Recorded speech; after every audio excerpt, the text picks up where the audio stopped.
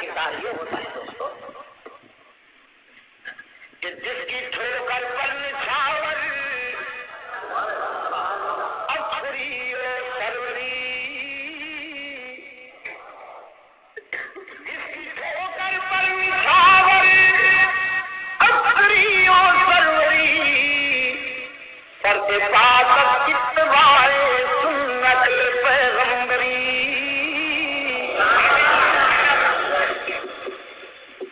عالم دین کیسے ہوتے جس کی امیدیں ہوں وابستہ، جو ہم مستغنی عنایات وزیر و شاہ سے، جس کی امیدیں ہوں وابستہ فقط اللہ سے، اور جن کی دنیا صرف قال اللہ اور قال الرسول، جو بنا سکتے ہیں ظلم و جہل کے کانٹوں کو پھول۔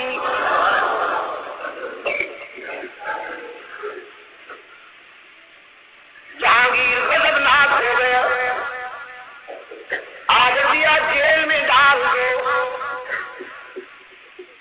مجدد رفتانی کو پسے دیوار زندان ڈالا گیا، گوالیار کا قلعہ جس میں ہزاروں سیاسی قیدی پہلے ہی نظر بند تھے، مجدد رفتانی کو بھی اس قلعہ میں ڈال دیا گیا۔ قلعہ میں جاتے ہی مجدد کی تاریخ وہاں جاری ہو گئی، مجدد کے علم و اخلاق سے متاثر ہو کر ہزاروں ہندو نے محمد عربی کی غلامی اختیار کر لی۔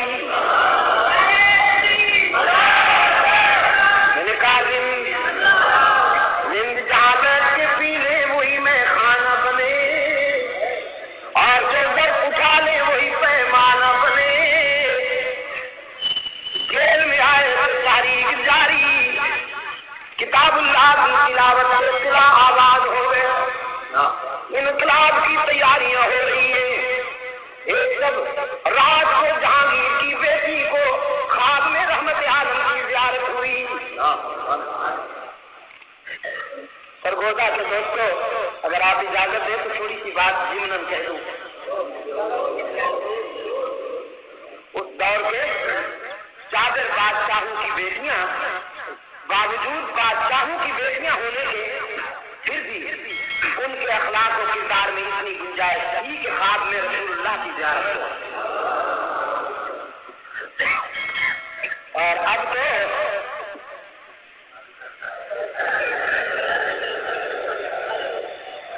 تو قدر میں بیان کروں تو کہیں صنم بھی ہری ہری، خواب میں سرکار دو عالم صلی اللہ علیہ وسلم کی زیارت نصیب ہوئی۔ رحمت عالم صلی اللہ علیہ وسلم نے فرمایا بیٹی اپنے متکبر باپ سے کہہ دو شاہی تو 4 دنوں کی ہے گزر جائے گی، حشر میں میری نگاہ غضب کا سامنا کرنے کی تیاری کر کے آنا۔ میرے بیٹے کو تو نے جیل میں ڈال رکھا ہے، حیا نہیں آتی۔ صبح ہوئی، روتی ہوئی جہانگیر کی بیٹی باپ کے پاس پہنچی، کہنے لگی باپ تو بڑا خوش ہوگا کہ تیرے قدموں میں تاج تخت ہے، تیرے سر پہ تاج ہے، لیکن تو بڑا بد نصیب ہے، رحمت عالم صلی اللہ علیہ وسلم تجھ سے ناراض ہے۔ خواب بیان کیا، جہانگیر تو گھائل ہو گیا، چیختا ہوا قلعہ گوالیار پہنچا، مجرم کی طرح دست بستہ مجدد رحمت اللہ علیہ کے سامنے کھڑا ہو گیا، کہنے لگا مجدد آئیے میں آزاد کرنے کے لیے آیا ہوں تجھے۔ مجدد رحمت اللہ علیہ نے فرمایا مجھے کوئی آزادی کا خاص شوق نہیں، آزادی کا مجھے خاص شوق نہیں، جس آزادی میں ضمیر کی آن خطرے میں پڑ جائے، باضمیر لوگ وہ آزادی کبھی قبول نہیں کیا کرتے۔ آزادی اس شرط پہ قبول کروں گا کہ پہلے اپنے مردود باپ کا دین الہی پر یک قلم منسوخ کرو۔ ہزاروں بچیاں، مسلمانوں کی بیٹیاں جو ہندو کے گھروں میں بھیجی گئی تھیں، انہیں واپس بلاؤ، اپنے باپ کے دلالت و گمراہی کا ایک ایک نشان مٹاؤ۔